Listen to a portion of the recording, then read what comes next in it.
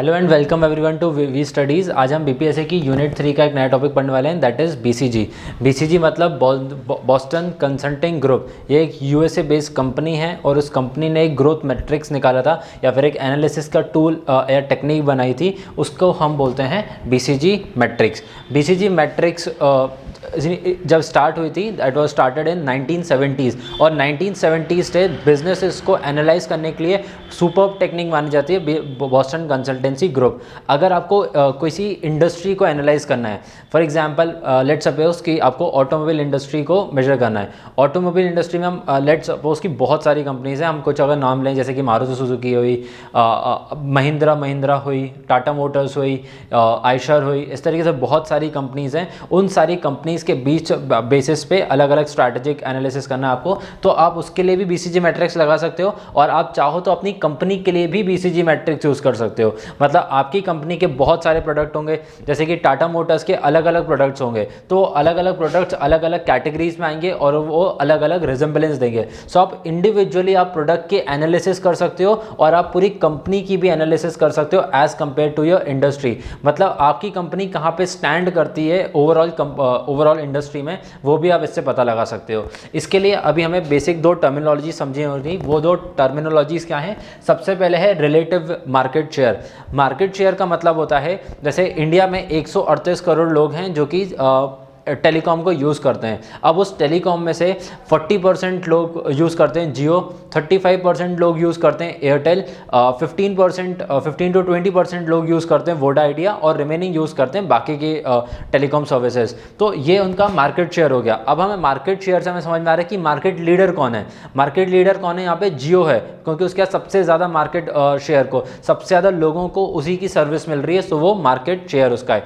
Relative का मतलब क्या होता है? जब आप अपनी कंपनी को किसी एक स्टैंडर्ड, जो अच्छी एक ग्रोथ वाली कंपनी होती है, जब उससे आप कंपेयर करते हो तो उसको बोलता है रिलेटिव मार्केट शेयर। मतलब आपकी कंपनी का शेयर अपॉन उसकी कंपनी का शेयर मल्टीप्लाइड बाय 100, तो वहाँ से आपको परसेंटेज मिल जाएगा कि आपकी कंपनी का share upon total share of all the companies in the industries multiplied by 100। तो इस तरीके से आपको रिलेटिवली इंडस्ट्रीज के बेसिस पे मिल सकता है और इंडिविजुअली आपकी कंपनी का कितना शेयर है वो भी आप कैलकुलेट कर सकते हो। जब आप डिनोमिनेटर में दूसरी कंपनी लोगे तो वो रिलेटिव वैल्यू बताएगा, बट अगर आप डिनोमिनेटर में ओवरऑल सारी इंडस्ट्रीज को लोगे तो वो सिर्फ आपकी कंपनी का शेयर बताएगा। Next is the market growth rate. Market किस रेट पे ग्रो कर रहा है? जैसे कि अगर आप पूरी कंट्री का देखोगे तो आप जीडीपी निकालोगे। अगर आप इंडिविजुअल देखोगे, जैसे कि अगर हम आईटी इंडस्ट्रीज़ की बात करें तो आईटी इंडस्ट्री का जो ग्रोथ रेट है वो इस साल नेगेटिव में जा चुका है, तो वो उनका मार्केट ग्रोथ रेट है। अब अलग अलग टाइम पे अलग अलग ग्रोथ रेट हो सकता है। जैसे कि हम 2019-2020 जब कोरोना आया था उस टाइम की बात करें तो उस टाइम पे most of the market shares, most of the industries जो थी वो डिक्लाइन चली गई थी, मतलब नेगेटिव में उनका ग्रोथ रेट चला गया था। बट एफएमसीजी, एग्रीकल्चर, कुछ ऐसे सेक्टर्स थे जिन्होंने ग्रो किया था। तो बेसिकली आपका पर्टिकुलर सेक्टर, आपकी इंडस्ट्री का मार्केट ग्रोथ रेट क्या चल रहा है, आपको वो यहाँ पे लेना है। अब उसके बेसिस पे आप अपने प्रोडक्ट को 4 कैटेगरीज में डिवाइड कर सकते हो। पहली category star category, next is question mark category, third is cash cows and fourth is dogs. So सबसे पहले हम स्टार्ट करते हैं स्टार से। स्टार मतलब क्या है? ऐसा प्रोडक्ट जिसकी हाई ग्रोथ रेट है और साथ में हाई मार्केट शेयर भी है। मतलब आपकी कंपनी का सबसे प्रॉफिटेबल प्रोडक्ट जो आपका होगा वो आपका स्टार कैटेगरी में आएगा, जो अभी ग्रो भी कर रहा है और साथ ही साथ उसने मार्केट में बहुत बड़ा शेयर लेकर भी रखा है। इसमें क्या होगा? Heavy investment. मतलब ये ऐसा प्रोडक्ट होगा जिसमें कंपनी बहुत ज़्यादा इन्वेस्ट भी करती होगी। ऑब्वियसली जब तक वो कंपनी इन्वेस्ट नहीं करेगी तब तक लोगों को पता कैसे चलेगा और वो प्रोडक्ट अच्छा कैसे बनेगा। आपको अच्छा प्रोडक्ट भी बनाना है, सस्ता प्रोडक्ट भी बनाना है, सस्ता नहीं रीजनेबल प्रोडक्ट बनाना है, रीजनेबल प्राइस पे अच्छे फीचर्स आपको प्रोवाइड करने कंज्यूमर्स को, तब जाके वो आपके प्रोडक्ट को परचेज करेंगे। तो उसके लिए हैवी इन्वेस्टमेंट रिक्वायर्ड रहती है। Next is large cash consumption. अब ये पूरा का पूरा जो स्टार कैटेगरी होती है उसमें कैश का कंजम्पशन बहुत ज़्यादा होता है from the point of view of company and as well as from the point of view of consumers. मतलब उनको ये जो ऑब्वियसली, जैसे मान लीजिए आपकी एक खुद की कोई कंपनी है और उसमें आपका एक बेस्ट प्रोडक्ट है, जैसे कि एप्पल के लिए हम अभी मान लेते हैं iPhone 14 is the best product. IPhone 14 pro max is the best product in the market, तो वो सबसे महंगा होगा, सबसे ज़्यादा कैश इन्वेस्टमेंट उसमें होगा, सबसे ज़्यादा कैश कंजम्पशन उसमें होगा। बट ये थ्योरेटिकल था कि कैश आईफोन 14 सबसे उनका स्टार है, हो सकता है कि आईफोन 12 उनका स्टार प्लेयर हो सकता है आईफोन 13 उनका लिए स्टार प्लेयर हो, तो वो अलग अलग हो सकता है। नेक्स्ट इज कैश जनरेशन भी हाई होगा ऑब्वियसली, अगर आपका कैश कंजम्पशन हाई है तो जो आप कैश जनरेट करोगे उससे वो भी हाई रहेगा, because it is a star product, बहुत सारा मार्केट शेयर उसने कैप्चर करके रखा है, काफ़ी सारे लोग आपके प्रोडक्ट को परचेज करते हैं। And the last is the only advice to that particular product is that hold the market share। आपको अगर आपका प्रोडक्ट स्टार लीडर ऑलरेडी है, जैसे कि अगर हम बात करें ऑटोमोबाइल में बलेनो जो है वो मार्केट लीडर है काफ़ी टाइम से, पिछले हम 2-3 साल देखें तो उसमें बलेनो की काफ़ी ज़्यादा सेल्स हुई हैं, तो बलेनो क्या है अभी मार्केट लीडर है, मार्केट शेयर उसका काफ़ी ज़्यादा है। बट मारुति सुजुकी को ये चीज़ मॉनिटर करनी पड़ेगी कि वो हमेशा इस कैटेगरी में बना रहे, तो उसके लिए उसको फीचरिस्टिक चेंजेस करने पड़ेंगे। अगर कॉम्पिटिटर कुछ नई गाड़ी लेकर आ रहा है तो उसके कंपैरिजन में उसको भी उसमें एडवांसमेंट करने पड़ेंगे, नए मॉडल्स लाने पड़ेंगे, बलेनो के अंदर ही छोटे छोटे चेंजेस करके लेकर आएगा। नेक्स्ट है कैश काउज। कैश काउज में क्या होता है, लो ग्रोथ होती है कैश काउज की, बट मार्केट शेयर उनका बहुत ज़्यादा हाई होता है। मतलब ऐसे प्रोडक्ट जो आपके एक ऑलरेडी अच्छी पोजीशन पे पहुंच चुके हैं वहाँ से ये और ज़्यादा ग्रो नहीं कर रहे हैं, बट इन्होंने एक लार्ज मार्केट शेयर को कैप्चर कर लिया है। जैसे कि हम 4G टेक्नोलॉजी की बात करें तो 4G टेक्नोलॉजी अब एक तरीके से प्रॉपरली डिस्ट्रीब्यूट हो चुकी है, जैसे कि जियो मार्केट लीडर बन चुका है, उसके अंदर एयरटेल आ गया है और उसके नीचे आ चुका है वोडा आइडिया। अब वोडा आइडिया का जैसे जैसे मार्केट शेयर लूज करते जा रहा है, कुछ लोग जियो परचेज कर लेते हैं, कुछ लोग एयरटेल परचेज कर लेते हैं, तो वहाँ पे एक मैच्योरिटी स्केल आ चुकी है उनकी। नेक्स्ट जनरली जो कैश काउज होते हैं वो फाउंडेशन ऑफ द कंपनी होते हैं, मतलब अगर हम कॉम्पिटिटर्स की बात करें, मतलब अलग अलग कंपनीज के बीच में बात करें तो भी वो फाउंडर होता है उस इंडस्ट्री का, और अगर हम कंपनी की बात करें तो कंपनी में भी एक तरीके का वो फाउंडर प्रोडक्ट होता है, मतलब most innovative and most trusted product, जैसे कि पार्ले जी है, it is the foundation of the company. Next is generate more cash. Obviously जब एक वो डिक्लाइनिंग फेज पे आ चुका तो आपको उस पर्टिकुलर प्रोडक्ट के ऊपर बहुत ज़्यादा पैसे का खर्च नहीं करना है, आपको सिर्फ उससे रेवेन्यू जनरेट करना है, बिकॉज सारे लोगों को आपके बारे में ऑलरेडी पता है, वो यहाँ से ना ऊपर जा रहा है ना यहाँ से नीचे आ रहा है। सो it is at the maturity phase, वो मेच्योर कर चुका है, ना डिक्लाइन कर रहा है और ना ग्रो कर रहा है, सो it is at a stagnant stage. Next is the question mark. Question mark आपको भी सुन के आ गया होगा कि क्वेश्चन मार्क क्या है।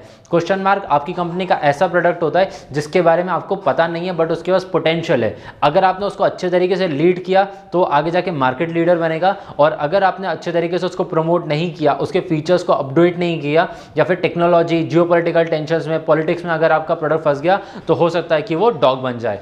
तो क्वेश्चन मार्क क्या होता है, it is a high growth and a low market share, मतलब वो ग्रो बहुत तेज़ी से कर रहा है बट उसका मार्केट शेयर अभी डिक्लाइनिंग है।